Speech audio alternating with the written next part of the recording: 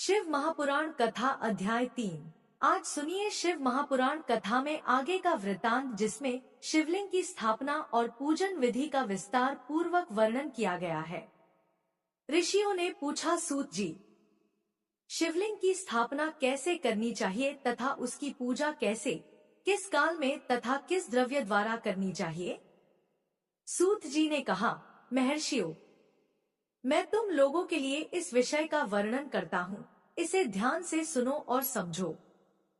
अनुकूल एवं शुभ समय में किसी पवित्र तीर्थ में, नदी के तट पर, ऐसी जगह पर शिवलिंग की स्थापना करनी चाहिए जहाँ रोज पूजन कर सके।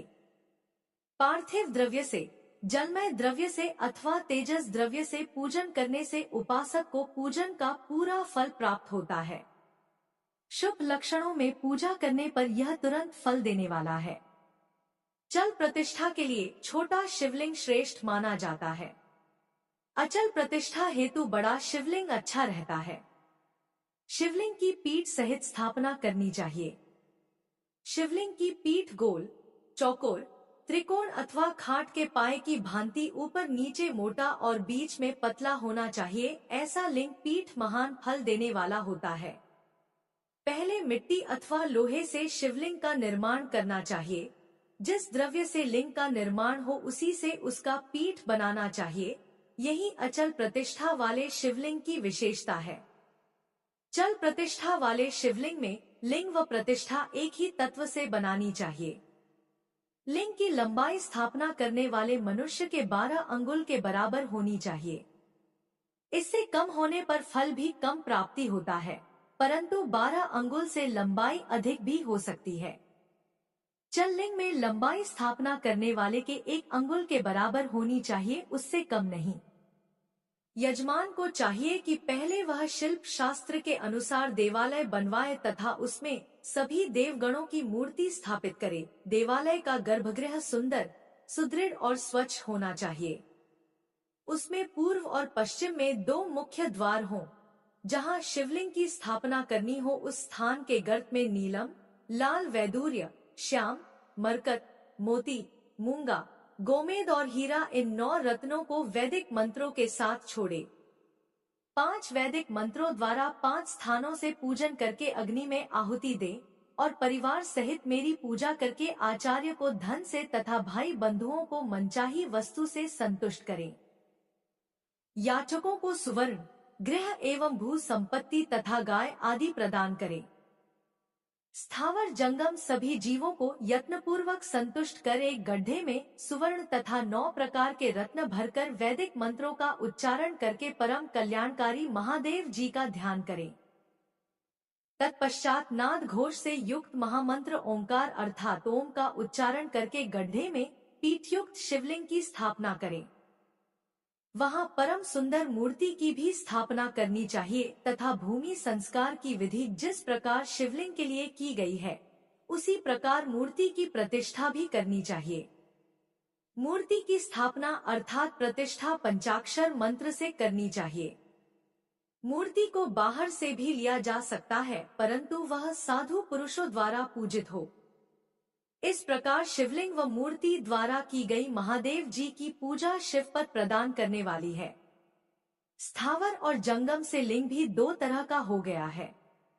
वृक्ष लता आदि को स्थावर लिंग कहते हैं और कृमि कीट आदि को जंगम लिंग। स्थावर लिंग को सींचना चाहिए तथा जंगम लिंग को आहार एवं जल देकर तृप्त करना चाहिए। यो चराचर जीवों को भगवान शंकर का प्रतीक मानकर उनका पूजन करना चाहिए। इस तरह महालिंग की स्थापना करके विविध उपचारों द्वारा उसका रोज पूजन करें तथा देवालय के पास ध्वजारोहण करें। शिवलिंग साक्षात शिवजी का पद प्रदान करने वाला है। आवाहन, आसन, अर्घ्य, पाद्य, पाद्यांग, आचमन, स्नान, वस्त्र, यज्ञोपवीत, गंध, पुष्प, धूप, दीप, नैवेद्य, तांबूल, समर्पण, नीराजन, नमस्कार और विसर्जन, ये 16 उपचार हैं। इनके द्वारा पूजन करें। इस तरह किया गया भगवान शिव का पूजन शिवपद की प्राप्ति कराने वाला है। सभी शिवलिंगों की स्थापना के उपरांत चाहे वे मनुष्य द्वारा स्थापित, ऋषियों या देवताओं द्वारा अथवा अपने आप प्रकट हुए हों, सभी का उपर्युक्त विधि से पूजन करना चाहिए, तभी फल प्राप्त होता है। उसकी परिक्रमा और नमस्कार करने से शिवपद की प्राप्ति होती है। शिवलिंग का नियम पूर्वक दर्शन भी कल्याणकारी होता है। मिट्टी, आटा, गाय के गोबर, फूल, कनेर पुष्प, फल, गुड़, मक्खन, भस्म अथवा अन्न से शिवलिंग बनाकर प्रतिदिन पूजन करें तथा प्रतिदिन 10,000 प्रणव मंत्रों का जाप करें अथवा दोनों संध्याओं के समय 1 सहस्र प्रणव मंत्रों का जाप करें। इससे भी शिव पद की प्राप्ति होती है। जपकाल में प्रणव मंत्र का उच्चारण मन की शुद्धि करता है। नाद और बिंदु से युक्त ओंकार को कुछ विद्वान समान प्रणव कहते हैं। प्रतिदिन 10,000 पंचाक्षर मंत्र का जाप अथवा दोनों संध्याओं को 1 सहस्र मंत्र का जाप शिव पद की प्राप्ति कराने वाला है। सभी ब्राह्मणों के लिए प्रणव से युक्त पंचाक्षर मंत्र अति फलदायक है। कलश से किया स्नान, मंत्र की दीक्षा, मातृकाओं का न्यास, सत्य से पवित्र अंतःकरण, ब्राह्मण तथा ज्ञानी गुरु सभी को उत्तम माना गया है। पंचाक्षर मंत्र का 5 करोड़ जाप करने से मनुष्य भगवान शिव के समान हो जाता है। 1, 2, 3 अथवा 4 करोड़ जाप करके मनुष्य क्रमशः ब्रह्मा, विष्णु, रुद्र तथा महेश्वर का पद प्राप्त कर लेता है। यदि 1000 दिनों तक प्रतिदिन 1 सहस्र जाप पंचाक्षर मंत्रों का किया जाए और प्रतिदिन ब्राह्मण को भोजन कराया जाए तो इससे अभीष्ट कार्य की सिद्धि होती है। ब्राह्मण को प्रतिदिन प्रातःकाल 1008 बार गायत्री मंत्र का जाप करना चाहिए, क्योंकि गायत्री मंत्र शिव पद की प्राप्ति कराता है। वेद मंत्रों और वैदिक सूक्तियों का भी नियम से जाप करें। अन्य मंत्रों में जितने अक्षर हैं उनके उतने लाख जाप करें। इस प्रकार यथाशक्ति जाप करने वाला मनुष्य मोक्ष प्राप्त करता है। अपनी पसंद से कोई एक मंत्र अपनाकर प्रतिदिन उसका जाप करें अथवा ओम का नित्य 1 सहस्र जाप करें। ऐसा करने से संपूर्ण मनोरथों की सिद्धि होती है। जो मनुष्य भगवान शिव के लिए फुलवाड़ी या बगीचे लगाता है तथा शिव मंदिर में झाड़ने बुहारने का सेवा कार्य करता है, ऐसे शिव भक्त को पुण्य कर्म की प्राप्ति होती है। अंत समय में भगवान शिव उसे मोक्ष प्रदान करते हैं। काशी में निवास करने से भी योग और मोक्ष की प्राप्ति होती है, इसलिए आमरण भगवान शिव के क्षेत्र में निवास करना चाहिए। उस क्षेत्र में स्थित बावड़ी, तालाब, कुआं और पोखर को शिवलिंग समझकर वहां स्नान, दान और जाप करके मनुष्य भगवान शिव को प्राप्त कर लेता है। जो मनुष्य शिव के क्षेत्र में अपने किसी मृत संबंधी का दाह, दशा, मासिक श्राद्ध अथवा वार्षिक श्राद्ध करता है अथवा अपने पितरों को पिंड देता है, वह तत्काल सभी पापों से मुक्त हो जाता है और अंत में शिवपद प्राप्त करता है। लोक में अपने वर्ण के अनुसार आचरण करने व सदाचार का पालन करने से शिव पद की प्राप्ति होती है। निष्काम भाव से किया गया कार्य अभीष्ट फल देने वाला एवं शिव पद प्रदान करने वाला होता है। दिन के प्रातः, मध्याह्न और सायं 3 विभाग होते हैं। इनमें सभी को एक एक प्रकार के कर्म का प्रतिपादन करना चाहिए। प्रातःकाल रोजाना दैनिक शास्त्र कर्म, मध्याह्न सकाम कर्म तथा सायंकाल शांति कर्म के लिए पूजन करना चाहिए। इसी प्रकार रात्रि में 4 प्रहर होते हैं, उनमें से बीच के 2 प्रहर निशित काल कहलाते हैं। इसी काल में पूजा करनी चाहिए, क्योंकि यह पूजा अभीष्ट फल देने वाली है। कलयुग में कर्म द्वारा ही फल की सिद्धि होगी। इस प्रकार विधि पूर्वक और समयानुसार भगवान शिव का पूजन करने वाले मनुष्य को अपने कर्मों का पूरा फल मिलता है। ऋषियों ने कहा, सूत जी, ऐसे पुण्य क्षेत्र कौन कौन से हैं, जिनका आश्रय लेकर सभी स्त्री पुरुष शिवपद को प्राप्त कर लें? कृपया कर हमें बताइए। सूत जी बोले, हे विद्वान और बुद्धिमान महर्षियों, मैं मोक्ष देने वाले शिव क्षेत्रों का वर्णन कर रहा हूँ। पर्वत, वन और काननों सहित इस पृथ्वी का विस्तार 50 करोड़ योजन है। भगवान शिव की इच्छा से पृथ्वी ने सभी को धारण किया है। भगवान शिव ने भूतल पर विभिन्न स्थानों पर वहां के प्राणियों को मोक्ष देने के लिए शिव क्षेत्र का निर्माण किया है। कुछ क्षेत्रों को देवताओं और ऋषियों ने अपना निवास स्थान बनाया है, इसलिए उसमें तीर्थत्व प्रकट हो गया है। बहुत से तीर्थ ऐसे हैं जो स्वयं प्रकट हुए हैं। तीर्थ क्षेत्र में जाने पर मनुष्य को सदा स्नान, दान और जाप करना चाहिए, अन्यथा मनुष्य रोग, गरीबी तथा मुक्ता आदि दोषों का भागी हो जाता है। जो मनुष्य अपने देश में मृत्यु को प्राप्त होता है वह इस पुण्य के फल से दोबारा मनुष्य योनि प्राप्त करता है, परंतु पापी मनुष्य दुर्गति को ही प्राप्त करता है। हे ब्राह्मणों, पुण्य क्षेत्र में किया गया पाप कर्म अधिक दृढ़ हो जाता है। अतः पुण्य क्षेत्र में निवास करते समय पाप कर्म करने से बचना चाहिए। सिंधु और सतलुज नदी के तट पर बहुत से पुण्य क्षेत्र हैं।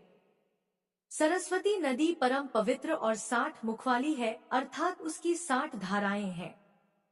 इन धाराओं के तट पर निवास करने से परम पद की प्राप्ति होती है। हिमालय से निकली हुई पुण्य सलिला गंगा 100 मुख वाली नदी है। इसके तट पर काशी, प्रयाग आदि पुण्य क्षेत्र हैं। मकर राशि में सूर्य होने पर गंगा की तटभूमि अधिक प्रशस्त एवं पुण्यदायक हो जाती है। सोनभद्र नदी की 10 धाराएं हैं। बृहस्पति के मकर राशि में आने पर यह अत्यंत पवित्र तथा अभीष्ट फल देने वाली है। इस समय यहाँ स्नान और उपवास करने से विनायक पद की प्राप्ति होती है। पुण्य सलिला महानदी नर्मदा के 24 मुख हैं। इसमें स्नान करके तट पर निवास करने से मनुष्य को वैष्णव पद की प्राप्ति होती है। तमसा के 12 तथा रेवा के 10 मुख हैं। परम पुण्य में गोदावरी के 21 मुख हैं। यह ब्रह्महत्या तथा गोवध पाप का नाश करने वाली एवं रुद्रलोक देने वाली है। कृष्णवेणी नदी समस्त पापों का नाश करने वाली है। इसके 18 मुख हैं तथा यह विष्णुलोक प्रदान करने वाली है। तुंगभद्रा 10 मुखी है एवं ब्रह्मलोक देने वाली है। सुवर्ण मुखरी के 9 मुख हैं। ब्रह्मलोक से लौटे जीव इसी नदी के तट पर जन्म लेते हैं। सरस्वती नदी, पंपा सरोवर, कन्याकुमारी अंतरीप तथा शुभकारक श्वेत नदी सभी पुण्य क्षेत्र हैं। इनके तट पर निवास करने से इंद्रलोक की प्राप्ति होती है। महानदी कावेरी परम पुण्यमयी है। इसके 27 मुख है। यह संपूर्ण अभीष्ट वस्तुओं को देने वाली है। इसके तट ब्रह्मा विष्णु का पद देने वाले हैं। कावेरी के जो तट शैव क्षेत्र के अंतर्गत हैं, वे अभीष्ट फल तथा शिवलोक प्रदान करने वाले हैं। नैमिषारण्य तथा बद्रिकाश्रम में सूर्य और बृहस्पति के मेष राशि में आने पर स्नान और पूजन करने से ब्रह्मलोक की प्राप्ति होती है।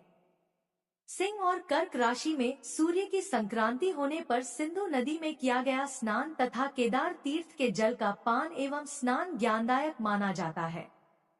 बृहस्पति के सिंह राशि में स्थित होने पर भाद्र मास में गोदावरी के जल में स्नान करने से शिवलोक की प्राप्ति होती है, ऐसा स्वयं भगवान शिव ने कहा था। सूर्य और बृहस्पति के कन्या राशि में स्थित होने पर यमुना और सोनभद्र में स्नान से धर्मराज और गणेश लोक में महान भोग की प्राप्ति होती है, ऐसी महर्षियों की मान्यता है।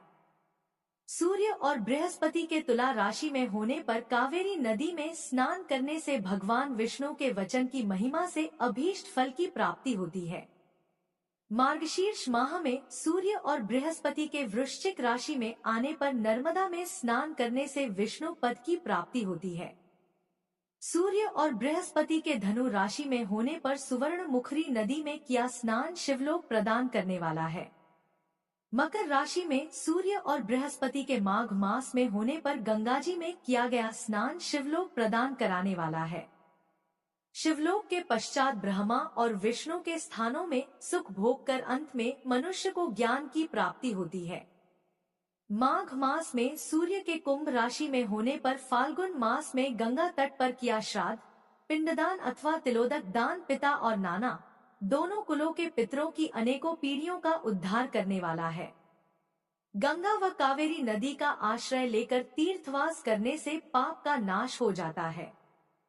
ताम्रपर्णी और वेगवती नदियां ब्रह्मलोक की प्राप्ति रूप फल देने वाली हैं। इनके तट पर स्वर्गदायक क्षेत्र हैं। इन नदियों के मध्य में बहुत से पुण्य क्षेत्र हैं। यहाँ निवास करने वाला मनुष्य अभीष्ट फल का भागी होता है। सदाचार, उत्तम वृत्ति तथा सद्भावना के साथ मन में दयाभाव रखते हुए विद्वान पुरुष को तीर्थ में निवास करना चाहिए, अन्यथा उसे फल नहीं मिलता। पुण्य क्षेत्र में जीवन बिताने का निश्चय करने पर तथा वास करने पर पहले का सारा पाप तत्काल नष्ट हो जाएगा, क्योंकि पुण्य को ऐश्वर्यदायक कहा जाता है। हे ब्राह्मणों, तीर्थ में वास करने पर उत्पन्न पुण्य कायिक, वाचिक और मानसिक सभी पापों का नाश कर देता है। तीर्थ में किया मानसिक पाप कई कल्पों तक पीछा नहीं छोड़ता, यह केवल ध्यान से ही नष्ट होता है। वाचिक पाप जाप से तथा कायिक पाप शरीर को सुखाने जैसे कठोर तप से नष्ट होता है। आता सुख चाहने वाले पुरुष को देवताओं की पूजा करते हुए और ब्राह्मणों को दान देते हुए पाप से बचकर ही तीर्थ में निवास करना चाहिए। ऋषियों ने कहा, सूत जी, आप हमें वह सदाचार सुनाइए जिससे विद्वान पुरुष पुण्य लोकों पर विजय पाता है। स्वर्ग प्रदान करने वाले धर्ममय तथा नरक का कष्ट देने वाले अधर्ममय आचारों का वर्णन कीजिए। सूत जी बोले, सदाचार का पालन करने वाला मनुष्य ही ब्राह्मण कहलाने का अधिकारी है। वेदों के अनुसार आचार का पालन करने वाले एवं वेद के अभ्यासी ब्राह्मण को विप्र कहते हैं। सदाचार, वेदाचार तथा विद्या गुणों से युक्त होने पर उसे द्विज कहते हैं। वेदों का कम आचार तथा कम अध्ययन करने वाले एवं राजा के पुरोहित अथवा सेवक ब्राह्मण को क्षत्रिय ब्राह्मण कहते हैं। जो ब्राह्मण कृषि या वाणिज्य कर्म करने वाला है तथा ब्राह्मणोचित आचार का भी पालन करता है, वह वैश्य ब्राह्मण है तथा स्वयं खेत जोतने वाला शूद्र ब्राह्मण कहलाता है। जो दूसरों के दोष देखने वाला तथा परद्रोही है, उसे चांडाल द्विज कहते हैं। क्षत्रियों में जो पृथ्वी का पालन करता है वह राजा है तथा अन्य मनुष्य राजत्वहीन क्षत्रिय माने जाते हैं। जो धान्य आदि वस्तुओं का क्रय विक्रय करता है वह वैश्य कहलाता है और दूसरों को वणिक कहते हैं। जो ब्राह्मणों, क्षत्रियों और वैश्यों की सेवा में लगा रहता है शूद्र कहलाता है। जो शूद्र हल जोतता है उसे वृषल समझना चाहिए। इन सभी वर्गों के मनुष्यों को चाहिए कि वे ब्रह्म मुहूर्त में उठकर पूर्व की ओर मुख करके देवताओं का, धर्म का, अर्थ का, उसकी प्राप्ति के लिए उठाए जाने वाले क्लेशों का तथा आय और व्यय का चिंतन करें। रात के अंतिम प्रहर के मध्य भाग में मनुष्य को उठकर मल मूत्र त्याग करना चाहिए। घर से बाहर शरीर को ढककर जाकर उत्तराभिमुख होकर मल मूत्र का त्याग करें। जल, अग्नि, ब्राह्मण तथा देवताओं का स्थान बचाकर बैठें तथा उठने पर उस ओर न देखें। हाथ पैरों की शुद्धि करके 8 बार कुल्ला करें। किसी वृक्ष के पत्ते से दातुन करें। दातुन करते समय तर्जनी अंगुली का उपयोग नहीं करें। तदंतर जल संबंधी देवताओं को नमस्कार कर मंत्रपाठ करते हुए जलाशय में स्नान करें।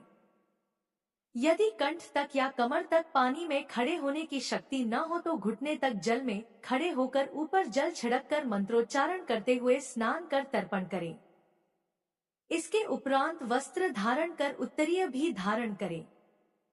नदी अथवा तीर्थ में स्नान करने पर उतारे हुए वस्त्र वहां न धोएं। उसे किसी कुने, बावड़ी अथवा घर ले जाकर धोएं। कपड़ों को निचोड़ने से जो जल गिरता है वह एक श्रेणी के पितरों की तृप्ति के लिए होता है। इसके बाद जाबाली उपनिषद में बताए गए मंत्र से भस्म लेकर लगाएं। इस विधि का पालन करने से पूर्व यदि भस्म गिर जाए तो गिराने वाला मनुष्य नरक में जाता है। आपोहिष्ठा मंत्र से पाप शांति के लिए सिर पर जल छिड़ककर यस्य क्षयाय मंत्र पढ़कर पैर पर जल छिड़के। आपोहिष्ठा में 3 ऋचाएं हैं। पहली ऋचा का पाठ कर पैर, मस्तक और हृदय में जल छिड़के। दूसरी ऋचा का पाठ कर मस्तक, हृदय और पैर पर जल छिड़के तथा तीसरी ऋचा का पाठ करके हृदय, मस्तक और पैर पर जल छिड़के। इस प्रकार के स्नान को मंत्र स्नान कहते हैं। किसी अपवित्र वस्तु से स्पर्श हो जाने पर, स्वास्थ्य ठीक न रहने पर, यात्रा में या जल उपलब्ध न होने की दशा में, मंत्र स्नान करना चाहिए। प्रातःकाल की संध्योपासना में गायत्री मंत्र का जाप करके 3 बार सूर्य को अर्घ्य दें। मध्याह्न में गायत्री मंत्र का उच्चारण कर सूर्य को एक अर्घ्य देना चाहिए। सायंकाल में पश्चिम की ओर मुख करके पृथ्वी पर ही सूर्य को अर्घ्य दें। सायंकाल में सूर्यास्त से 2 घड़ी पहले की गई संध्या का कोई महत्व नहीं होता, ठीक समय पर ही संध्या करनी चाहिए। यदि संध्योपासना किए बिना एक दिन बीत जाए तो उसके प्रायश्चित हेतु अगली संध्या के समय 100 गायत्री मंत्र का जाप करें।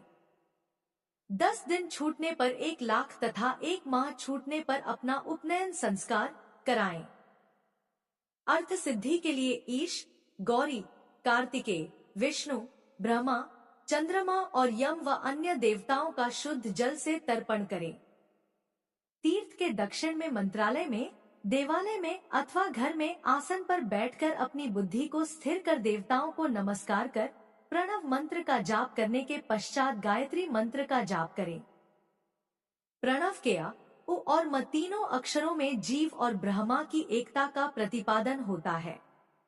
अतः प्रणव मंत्र का जाप करते समय मन में यह भावना होनी चाहिए कि हम तीनों लोकों की सृष्टि करने वाले ब्रह्मा, पालन करने वाले विष्णु तथा संहार करने वाले रुद्र की उपासना कर रहे हैं।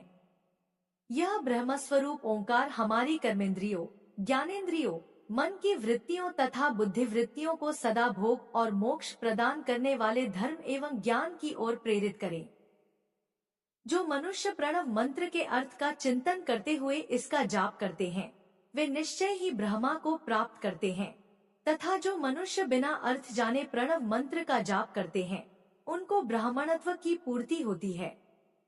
इस हेतु श्रेष्ठ ब्राह्मण को प्रतिदिन प्रातः काल 1 सहस्र गायत्री मंत्र का जाप करना चाहिए।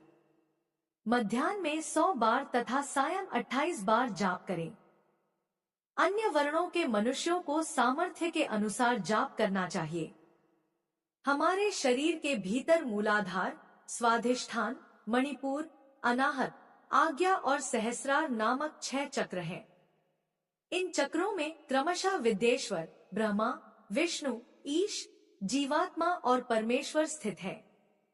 सद्भावना पूर्वक श्वास के साथ सोह का जाप करें। सहस्र बार किया गया जाप ब्रह्मलोक प्रदान करने वाला है। 100 बार किए जाप से इंद्र पद की प्राप्ति होती है। आत्मरक्षा के लिए जो मनुष्य अल्प मात्रा में इसका जाप करता है, वह ब्राह्मण कुल में जन्म लेता है। 12 लाख गायत्री का जाप करने वाला मनुष्य ब्राह्मण कहा जाता है। जिस ब्राह्मण ने 1 लाख गायत्री का भी जप न किया हो, उसे वैदिक कार्यों में न लगाएं। यदि एक दिन उल्लंघन हो जाए तो अगले दिन उसके बदले में उतने अधिक मंत्रों का जाप करना चाहिए। ऐसा करने से दोषों की शांति होती है। धर्म से अर्थ की प्राप्ति होती है, अर्थ से भोग सुलभ होता है, भोग से वैराग्य की संभावना होती है। धर्म पूर्वक उपार्जित धन से भोग प्राप्त होता है, उससे भोगों के प्रति आसक्ति उत्पन्न होती है। मनुष्य धर्म से धन पाता है एवं तपस्याओं से दिव्य रूप प्राप्त करता है। कामनाओं का त्याग करने से अंतःकरण की शुद्धि होती है, उस शुद्धि से ज्ञान का उदय होता है। सतयुग में तप को तथा कलयुग में दान को धर्म का अच्छा साधन माना गया है। सतयुग में ध्यान से, त्रेता में तपस्या से और द्वापर में यज्ञ करने से ज्ञान की सिद्धि होती है। परंतु कलयुग में प्रतिमा की पूजा से ज्ञान लाभ होता है। अधर्म हिंसात्मक और दुख देने वाला है। धर्म से सुख व अभ्युदय की प्राप्ति होती है। दुराचार से दुख तथा सदाचार से सुख मिलता है। अतः भोग और मोक्ष की सिद्धि के लिए धर्म का उपार्जन करना चाहिए। किसी ब्राह्मण को 100 वर्ष के जीवन निर्वाह की सामग्री देने पर ही ब्रह्मलोक की प्राप्ति होती है। 1 सहस्र चांद्रायण व्रत का अनुष्ठान ब्रह्मलोक दायक माना जाता है। दान देने वाला पुरुष जिस देवता को सामने रखकर दान करता है, अर्थात जिस देवता को वह दान द्वारा प्रसन्न करना चाहता है, उसी देवता का लोक उसे प्राप्त होता है। धनहीन पुरुष तपस्या कर अक्षय सुख को प्राप्त कर सकते हैं। ब्राह्मण को दान ग्रहण कर तथा यज्ञ करके धन का अर्जन करना चाहिए। क्षत्रिय बाहुबल से तथा वैश्य कृषि एवं गोरक्षा से धन का उपार्जन करें। इस प्रकार न्याय से उपार्जित धन को दान करने से दाता को ज्ञान की सिद्धि प्राप्त होती है एवं ज्ञान से ही मोक्ष की प्राप्ति सुलभ होती है। गृहस्थ मनुष्य को धन धान्य आदि सभी वस्तुओं का दान करना चाहिए। जिसके अन्न को खाकर मनुष्य कथा श्रवण तथा सत्कर्म का पालन करता है तो उसका आधा फल दाता को मिलता है। दान लेने वाले मनुष्य को दान में प्राप्त वस्तु का दान तथा तपस्या द्वारा पाप की शुद्धि करनी चाहिए। उसे अपने धन के 3 भाग करने चाहिए, एक धर्म के लिए, दूसरा वृद्धि के लिए एवं तीसरा उपभोग के लिए। धर्म के लिए रखे धन से नित्य, नैमित्तिक और इच्छित कार्य करें। वृद्धि के लिए रखे धन से ऐसा व्यापार करें जिससे धन की प्राप्ति हो तथा उपभोग के धन से पवित्र भोग भोगे। खेती से प्राप्त धन का 10वां भाग दान कर दे, इससे पाप की शुद्धि होती है। वृद्धि के लिए किए गए व्यापार से प्राप्त धन का 6ठा भाग दान देना चाहिए।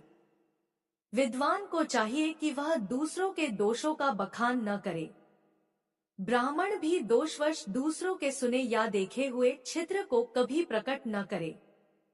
विद्वान पुरुष ऐसी बात न कहे जो समस्त प्राणियों के हृदय में रोष पैदा करने वाली हो। दोनों संध्याओं के समय अग्नि को विधिपूर्वक दी हुई आहुति से संतुष्ट करे। चावल, धान्य, घी, फल, कंद तथा हविष्य के द्वारा स्थालीपाक बनाए तथा यथोचित रीति से सूर्य और अग्नि को अर्पित करे। यदि दोनों समय अग्निहोत्र करने में असमर्थ हो तो संध्या के समय जाप और सूर्य की वंदना कर ले। आत्मज्ञान की इच्छा रखने वाले तथा धनी पुरुषों को इसी प्रकार उपासना करनी चाहिए।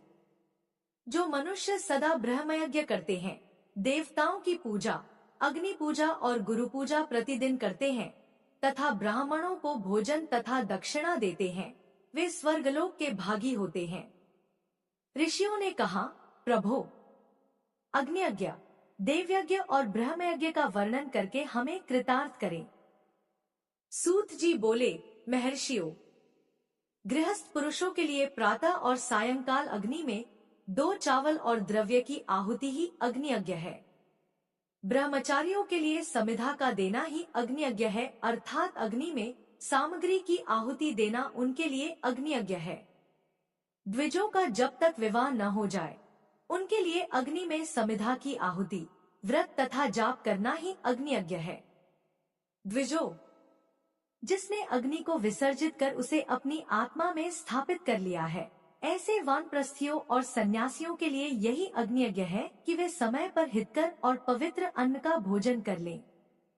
ब्राह्मणों, सायंकाल अग्नि के लिए दी आहुति से संपत्ति की प्राप्ति होती है तथा प्रातःकाल सूर्य देव को दी आहुति से आयु की वृद्धि होती है।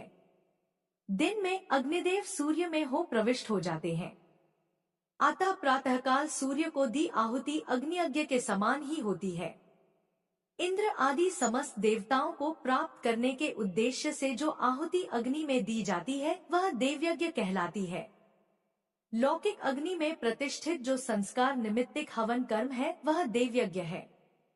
देवताओं को प्रसन्न करने के लिए नियम से विधिपूर्वक किया गया यज्ञ ही देवयज्ञ है। वेदों के नित्य अध्ययन और स्वाध्याय को ब्रह्मयज्ञ कहते हैं। मनुष्य को देवताओं की तृप्ति के लिए प्रतिदिन ब्रह्मयज्ञ करना चाहिए। प्रातःकाल और सायंकाल को ही इसे किया जा सकता है। अग्नि के बिना देवयज्ञ कैसे होता है?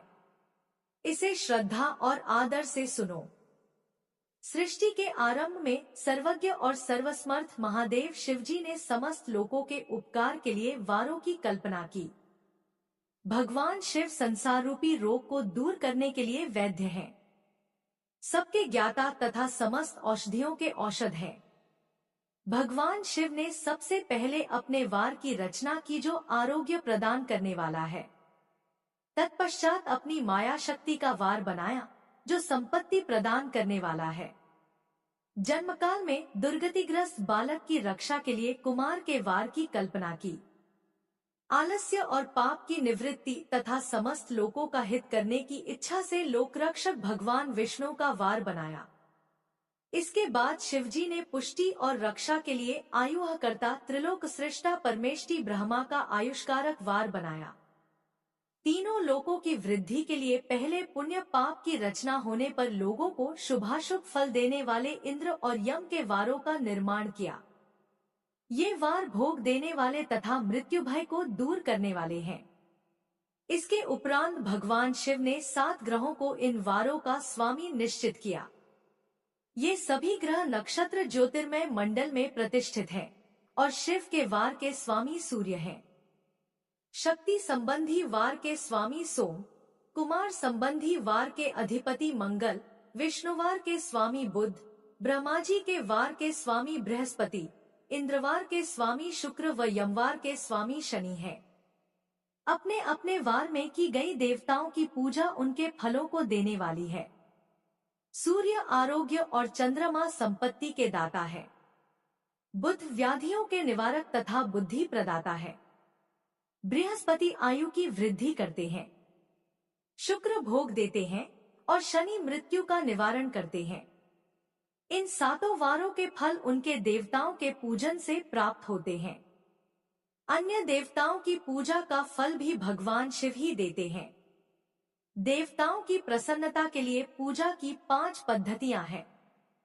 पहले उन देवताओं के मंत्रों का जाप, दूसरा होम, तीसरा दान, चौथा तप तथा 5वां वेदी पर प्रतिमा में अग्नि अथवा ब्राह्मण के शरीर में विशिष्ट देव की भावना करके 16 उपचारों से पूजा तथा आराधना करना। दोनों नेत्रों तथा मस्तक के रोग में और कुष्ठ रोग की शांति के लिए भगवान सूर्य की पूजा करके ब्राह्मणों को भोजन कराएं। इससे यदि प्रबल प्रारब्ध का निर्माण हो जाए तो जरा एवं रोगों का नाश हो जाता है। इष्टदेव के नाम मंत्रों का जाप वार के अनुसार फल देते हैं। रविवार को सूर्य देव व अन्य देवताओं के लिए तथा अन्य ब्राह्मणों के लिए विशिष्ट वस्तु अर्पित करें। यह साधन विशिष्ट फल देने वाला होता है तथा इसके द्वारा पापों की शांति होती है। सोमवार को संपत्ति व लक्ष्मी की प्राप्ति के लिए लक्ष्मी की पूजा करें तथा पत्नी के साथ ब्राह्मणों को घी में पका अन्न भोजन कराएं। मंगलवार को रोगों की शांति के लिए काली की पूजा करें। उड़द, मूंग एवं अरहर की दाल से युक्त अन्न का भोजन ब्राह्मणों को कराएं। बुधवार को दधियुक्त अन्न से भगवान विष्णु का पूजन करें। ऐसा करने से पुत्र मित्र की प्राप्ति होती है। जो दीर्घायु होने की इच्छा रखते हैं वे बृहस्पतिवार को देवताओं का वस्त्र, यज्ञोपवीत तथा घी मिश्रित खीर से पूजन करें। भोगों की प्राप्ति के लिए शुक्रवार को एकाग्रचित्त होकर देवताओं का पूजन करें और ब्राह्मणों की तृप्ति के लिए षड्स युक्त अन्न दें।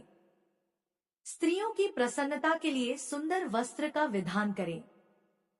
शनिवार अपमृत्यु का निवारण करने वाला है। इस दिन रुद्र की पूजा करें। तिल के होम व दान से देवताओं को संतुष्ट करके ब्राह्मणों को तिल मिश्रित भोजन कराएं।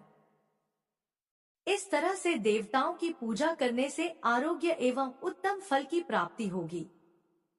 देवताओं के नित्य विशेष पूजन, स्नान, दान, जाप, होम तथा ब्राह्मण तर्पण एवं रवि आदि वारों में विशेष तिथि और नक्षत्रों का योग प्राप्त होने पर विभिन्न देवताओं के पूजन में जगदीश्वर भगवान शिव ही उन देवताओं के रूप में पूजित होकर सब लोगों को आरोग्य फल प्रदान करते हैं। देश, काल, पात्र, द्रव्य, श्रद्धा एवं लोक के अनुसार उनका ध्यान रखते हुए महादेव जी आराधना करने वालों को आरोग्य का फल देते हैं।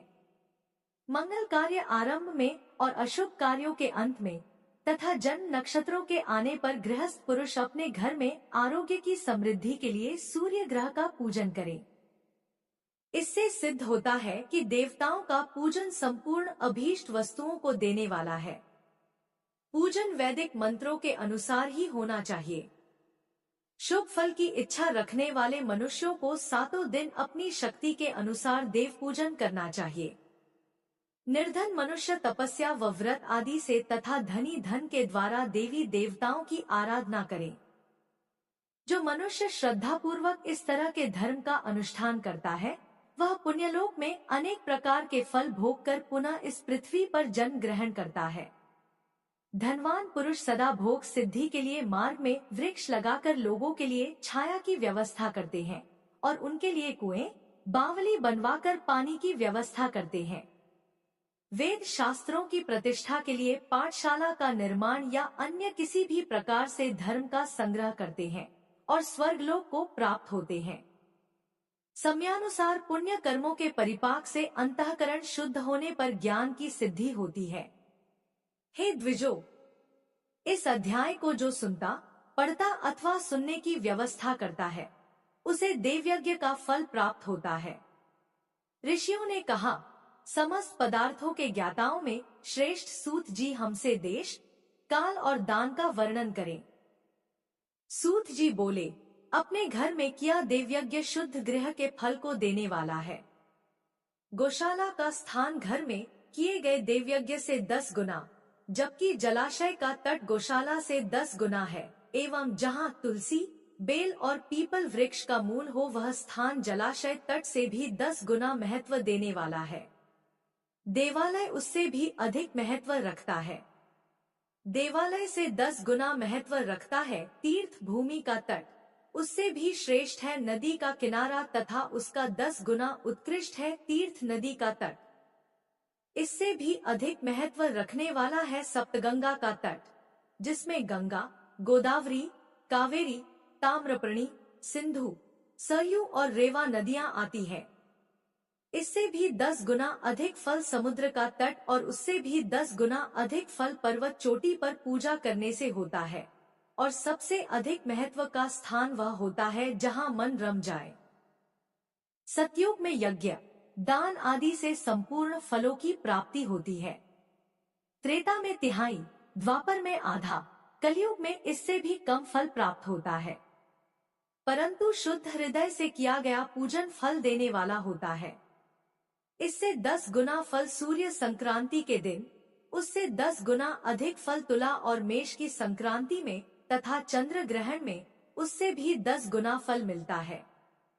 सूर्य ग्रहण में उससे भी 10 गुना अधिक फल प्राप्त होता है। महापुरुषों के साथ में वह काल करोड़ों सूर्य ग्रहण के समान पावन है, ऐसा ज्ञानी पुरुष मानते हैं। तपोनिष्ठ योगी और ज्ञाननिष्ठ योगी पूजा के पात्र होते हैं, क्योंकि ये पापों के नाश के कारण होते हैं। जिस ब्राह्मण ने 24 लाख गायत्री का जाप कर लिया हो वह भी पूजा का पात्र है, वह संपूर्ण काल और भोग का दाता है। गायत्री के जाप से शुद्ध हुआ ब्राह्मण पर पवित्र है, इसलिए दान, जाप, होम और पूजा सभी कर्मों के लिए वही शुद्ध पात्र है। स्त्री या पुरुष जो भी भूखा हो वही अन्नदान का पात्र है। जिसे जिस वस्तु की इच्छा हो उसे वह वस्तु बिना मांगे ही दे दी जाए तो दाता को उस दान का पूरा फल प्राप्त होता है। याचना करने के बाद दिया गया दान आधा ही फल देता है। सेवक को दिया दान चौथाई फल देने वाला होता है। दीन ब्राह्मण को दिए गए धन का दान दाता को इस भूतल पर 10 वर्षों तक भोग प्रदान करने वाला है। वेदवेत्ता को दान देने पर वह स्वर्गलोक में देवताओं के वर्ष से 10 वर्षों तक दिव्य भोग देने वाला है। गुरु दक्षिणा में प्राप्त धन शुद्ध द्रव्य कहलाता है। इसका दान संपूर्ण फल देने वाला है। क्षत्रियों का शौर्य से कमाया हुआ, वैश्यों का व्यापार से आया हुआ और शूद्रों का सेवा वृत्ति से प्राप्त किया धन उत्तम द्रव्य है। भूमि, तिल, सुवर्ण, घी, वस्त्र, धान्य, गुड़, चांदी, नमक, कोहड़ा और कन्या नामक 12 वस्तुओं का दान करना चाहिए। गोदान से सभी पापों का निवारण होता है और पुण्य कर्मों की पुष्टि होती है। भूमि का दान परलोक में आश्रय देने वाला होता है। तिल का दान बल देने वाला तथा मृत्यु का निवारक होता है। सुवर्ण का दान वीर्यदायक और घी का दान पुष्टिकारक होता है। वस्त्र का दान आयु की वृद्धि करता है। धान्य का दान करने से अन्न और धन की समृद्धि होती है। गुड़ का दान मधुर भोजन की प्राप्ति कराता है। चांदी के दान से वीर्य की वृद्धि होती है। लवण के दान से षड्ज भोजन की प्राप्ति होती है। कोहड़ा या कूष्मांड के दान को पुष्टिदायक माना जाता है। कन्या का दान आजीवन भोग देने वाला होता है। जिन वस्तुओं से श्रवण आदि इंद्रियों की तृप्ति होती है उनका सदा दान करें। वेद और शास्त्र को गुरुमुख से ग्रहण करके कर्मों का फल अवश्य मिलता है। इसे ही उच्च कोटि की आस्तिकता कहते हैं। भाई बंधु अथवा राजा के भय से जो आस्तिकता होती है वह निम्न श्रेणी की होती है। जिस मनुष्य के पास धन का अभाव है वह वाणी और कर्म द्वारा ही पूजन करे। तीर्थ यात्रा और व्रत को शारीरिक पूजन माना जाता है। तपस्या और दान मनुष्य को सदा करने चाहिए। देवताओं की तृप्ति के लिए जो कुछ दान किया जाता है वह सब प्रकार के भोग प्रदान करने वाला है। इससे इस लोक और परलोक में उत्तम जन्म और सदा सुलभ होने वाला भोग प्राप्त होता है। ईश्वर को सब कुछ समर्पित करने एवं बुद्धि से यज्ञ व दान करने से मोक्ष की प्राप्ति होती है। ऋषियों ने कहा, साधु शिरोमणि सूत जी, हमें देव प्रतिमा के पूजन की विधि बताइए जिससे अभीष्ट फल की प्राप्ति होती है। सूत जी बोले, हे महर्षियों, मिट्टी से बनाई हुई प्रतिमा का पूजन करने से पुरुष स्त्री सभी के मनोरथ सफल हो जाते हैं। इसके लिए नदी, तालाब, कुआं या जल के भीतर की मिट्टी लाकर सुगंधित द्रव्य से उसको शुद्ध करें। उसके बाद दूध डालकर अपने हाथ से सुंदर मूर्ति बनाएं। पद्मासन द्वारा प्रतिमा का आदर सहित पूजन करें। गणेश, सूर्य, विष्णु, शिव, पार्वती की मूर्ति और शिवलिंग का सदैव पूजन करें। संपूर्ण मनोरथों की सिद्धि के लिए 16 उपचारों द्वारा पूजन करें। किसी मनुष्य द्वारा स्थापित शिवलिंग पर एक सेर नैवेद्य से पूजन करें। देवताओं द्वारा स्थापित शिवलिंग को 3 सेर नैवेद्य अर्पित करें तथा स्वयं प्रकट हुए शिवलिंग का पूजन 5 सेर नैवेद्य से करें। इससे अभीष्ट फल की प्राप्ति होती है। इस प्रकार सहस्र बार पूजन करने से सत्यलोक की प्राप्ति होती है। 12 अंगुल चौड़ा और 25 अंगुल लंबा यह लिंग का प्रमाण है और 15 अंगुल ऊंचा लोहे या लकड़ी के बनाए हुए पत्र का नाम शिव है। इसके अभिषेक से आत्मशुद्धि, गंध चढ़ाने से पुण्य, नैवेद्य चढ़ाने से आयु तथा धूप देने से धन की प्राप्ति होती है। दीप से ज्ञान और तांबूल से भोग मिलता है। अतएव स्नान आदि 6 पूजन के अंगों को अर्पित करें। नमस्कार और जाप संपूर्ण अभीष्ट फलों को देने वाला है। भोग और मोक्ष की इच्छा रखने वाले लोगों को पूजा के अंत में सदा जाप और नमस्कार करना चाहिए। जो मनुष्य जिस देवता की पूजा करता है वह उस देवता के लोक को प्राप्त करता है तथा उनके बीच के लोकों में उचित फल को भोगता है।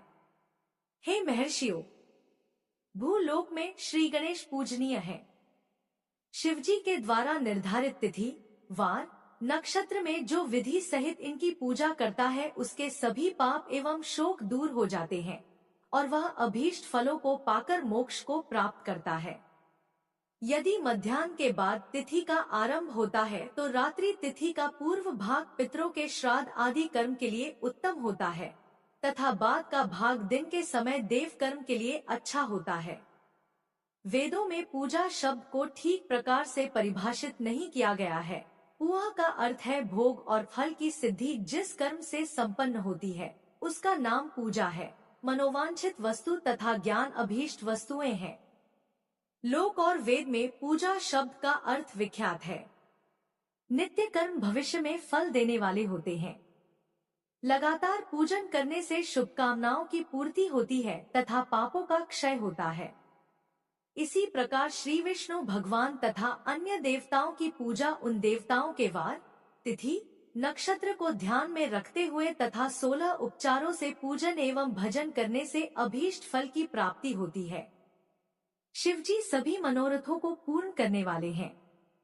महा आर्द्रा नक्षत्र अर्थात माघ कृष्ण चतुर्दशी को शिवजी का पूजन करने से आयु की वृद्धि होती है। ऐसे ही और भी नक्षत्रों, महीनों तथा वारों में शिवजी की पूजा व भोजन, भोग और मोक्ष देने वाला है। कार्तिक मास में देवताओं का भजन विशेष फलदायक होता है।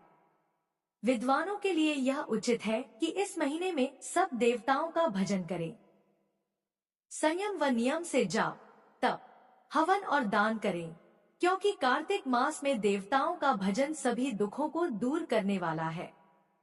कार्तिक मास में रविवार के दिन जो सूर्य की पूजा करता है और तेल व कपास का दान करता है, उसका कुष्ठ रोग भी दूर हो जाता है। जो अपने तन मन को जीवन पर्यंत शिव को अर्पित कर देता है, उसे शिवजी मोक्ष प्रदान करते हैं। योनि और लिंग इन दोनों स्वरूपों के शिव स्वरूप में समाविष्ट होने के कारण वे जगत के जन्म निरूपण हैं, और इसी नाते से जन्म की निवृत्ति के लिए शिवजी की पूजा का अलग विधान है। सारा जगत बिंदु नाद स्वरूप है। बिंदु शक्ति है और नाद शिव, इसलिए सारा जगत शिव शक्ति स्वरूप ही है। नाद बिंदु का और बिंदु इस जगत का आधार है। आधार में ही आधे का समावेश अथवा लय होता है, यही सकलीकरण है। इस सकलीकरण की स्थिति में ही सृष्टिकाल में जगत का आरंभ हुआ है। शिवलिंग बिंदु नाद स्वरूप है, अतः इसे जगत का कारण बताया जाता है।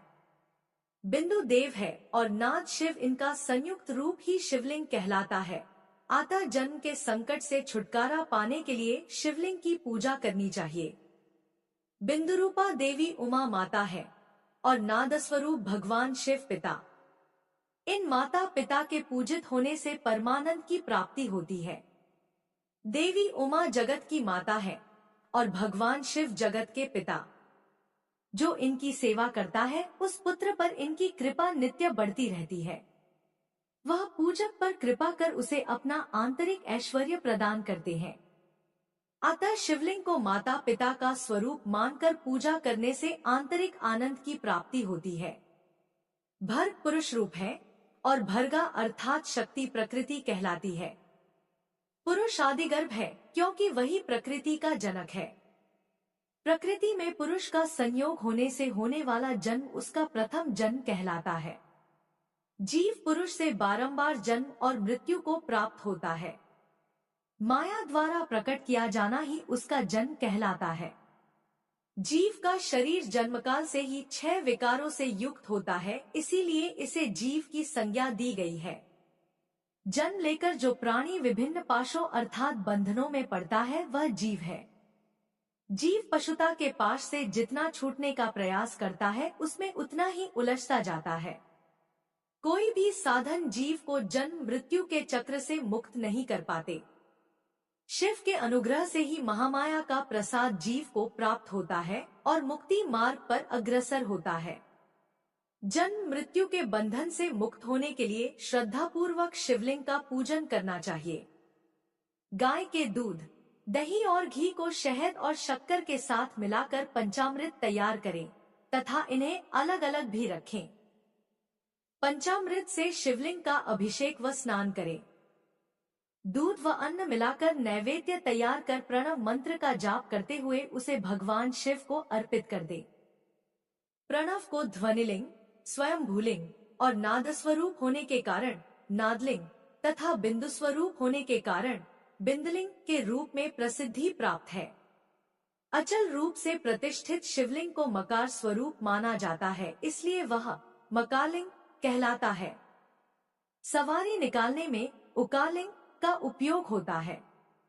पूजा की दीक्षा देने वाले गुरु आचार्य विग्रह आकार का प्रतीक होने से अकालिंग के 6 भेद हैं। इनकी नित्य पूजा करने से साधक जीवन मुक्त हो जाता है। जय भोलेनाथ। यह थी आज की कथा।